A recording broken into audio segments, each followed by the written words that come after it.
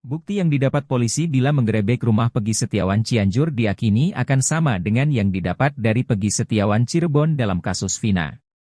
Praktisi hukum Herwanto Nurmansyah meminta agar penyidik kasus Vina Cirebon juga memeriksa Peggy Cianjur. Pasalnya ia curiga ada sejumlah kejanggalan. Peggy Cianjur muncul karena dituduh sebagai anak ex-Bupati Cirebon Sunjaya dan Wahyu Ciptaningsih. Katanya Peggy dititipkan pada sopir Sunjaya, Cecep Dahlan Setiawan. Alih-alih membantah tuduhan itu, Peggy Cianjur memunculkan bukti yang justru semakin membuat curiga banyak orang. Betapa tidak, mulai dari akta kelahiran sampai kejanggalan paling disorot pada ijazah SMA Peggy yang tidak disertai sidik jari. Menurut praktisi hukum Herwanto Nurmansyah, jika polisi menggerebek rumah Peggy akan menemukan barang bukti yang sama dengan Peggy Cirebon. Selain itu nama keduanya juga sama persis, ditambah lagi dua Peggy Setiawan ini sama-sama tinggal di Jawa Barat. Untuk itu ia meminta penyidik untuk memeriksa Peggy Cianjur.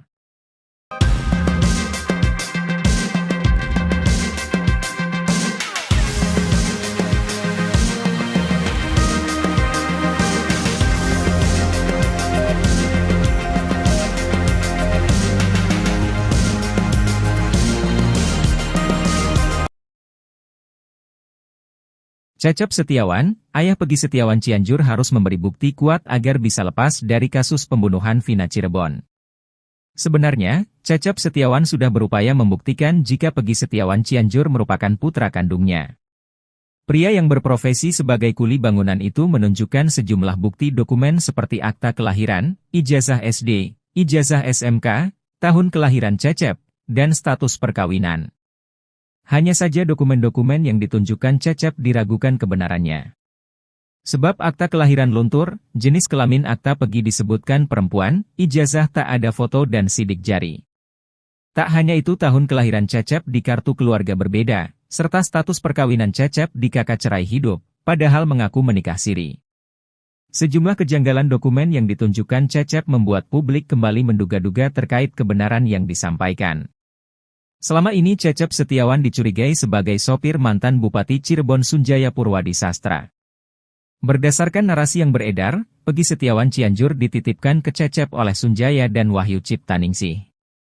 Sementara itu, desakan publik agar Peggy Setiawan Cianjur melakukan tes DNA semakin deras. Tes DNA itu bertujuan untuk bisa membuktikan alibinya di kasus Vina Cirebon. Tes DNA tersebut demi menjawab kecurigaan masyarakat terhadap hubungan Peggy Setiawan dengan Cecep Setiawan. Menyoroti hal tersebut, praktisi hukum Herwanto meminta penyidik kasus Vina Cirebon untuk memeriksa Peggy Setiawan Cianjur. Bahkan menurut Herwanto Peggy Setiawan Cianjur perlu melakukan tes DNA untuk membuktikan bahwa dia benar anak Cecep. Herwanto menekankan bahwa Peggy Setiawan Cianjur perlu diperiksa penyidik kasus Vina karena dirinya merupakan anggota Moonraker.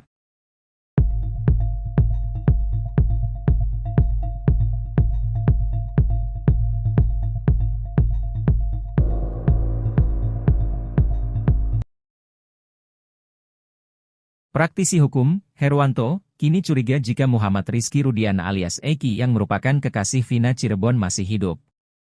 Sebab hingga saat ini mulai bermunculan spekulasi terkait apakah benar Eki merupakan anak dari Ibtu Rudiana. Kabar angin itu berisi bahwa Eki ternyata tidak meninggal dan hal ini diketahui Herwanto ketika mendapatkan banyak kiriman foto-foto Eki dan Vina dari netizen. Ia mengaku melihat foto jenazah Eki orangnya berkumis, sementara anak Ibtu Rudiana tidak berkumis. Agar kasus ini tak makin gaduh dan liar, Herwanto mendatangi Mabes Polri untuk meminta polisi mengusut kebenaran itu. Agar kasus ini tak makin gaduh dan liar, Herwanto mendatangi Mabes Polri untuk meminta polisi mengusut kebenaran itu. Ia meminta penyidik untuk memastikan apakah jenazah Eki yang sudah dimakamkan merupakan anak dari Ibtu Rudiana. Kecurigaan lainnya, kata Herwanto, ketika Rudiana ketahuan bermain badminton dengan santai di tengah kasus yang menimpa anaknya. Tapi ini lucu, kalau dia bisa main badminton, ini menambah keyakinan masyarakat apakah benar kalau dia itu sebagai orang tua korban kok bisa setenang itu, kok bisa diam 1000 bahasa. Ini harus dijawab, pungkasnya. Laporan Ibtu Rudiana dan keterangan Suroto terkait lokasi tewasnya Muhammad Rizky Rudiana alias Eki dan Vina Dewi Arsita pada 27 Agustus 2016 diketahui berbeda. Diketahui, Suroto, 50, merupakan orang pertama yang menolong Eki dan Vina di Jembatan Talun pada saat kejadian. Ibtu Rudiana melaporkan kedua meninggal di TKP Jembatan Talun. Sementara Suroto, mandor Desa Kecomberan, Kabupaten Cirebon itu menuturkan Eki telah meninggal di lokasi kejadian. Sedangkan Vina meninggal di rumah sakit daerah Gunung Jati Cirebon.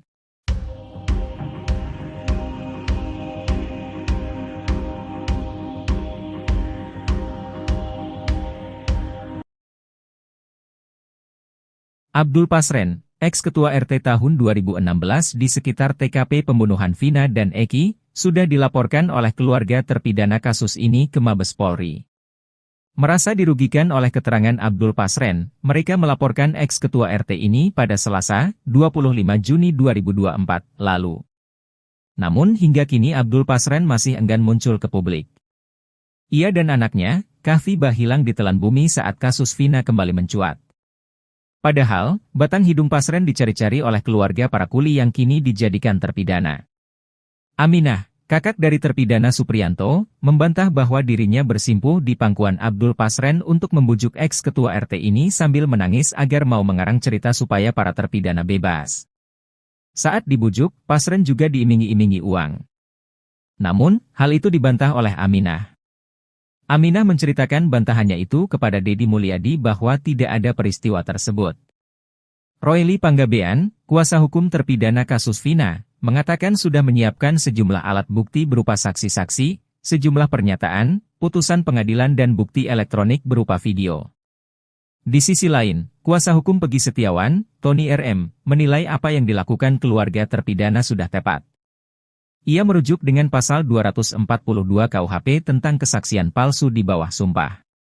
Jika terbukti, Abdul Pasren yang telah membeberkan kesaksiannya di depan hakim bakal dijerat pidana. Tony membayangkan, jika kesaksian Abdul Pasren segendang sepenarian dengan para terdakwa kala itu bahwa dia membenarkan mereka tidur di rumah miliknya saat malam kejadian, maka kemungkinan besar para terdakwa dapat terbebas. Pasalnya, kesaksian yang serentak sama itu bisa membantah dakwaan jaksa. Tony mengaku lebih mempercayai kesaksian dari sejumlah warga sekitar yang menyatakan bahwa para terdakwa di malam Vina dan Eki terbunuh, memang tidur di rumah milik Abdul Pasren. Tony pun meminta kepada ketua RT agar jujur mengatakan yang sebenarnya. Sebab, kesaksian ketua RT tersebut bisa membantu membebaskan para terpidana yang diduga menjadi korban salah tangkap. Kita itu, hidup ini tidak selamanya, selagi kita dapat bermanfaat buat orang lain lakukanlah agar bermanfaat. Apalagi menyelamatkan kemerdekaan para terpidana itu, lakukanlah karena belum tahu juga umur kita besok. Tapi kita sudah berbuat baik kepada masyarakat buat orang lain, pungkasnya. Terlebih, Abdul Pasren kini sudah sepuh dan kerap sakit-sakitan sehingga kasus yang terus bergulir ini berdampak kepada kondisi kesehatannya. Bukti yang didapat polisi bila menggerebek rumah Peggy Setiawan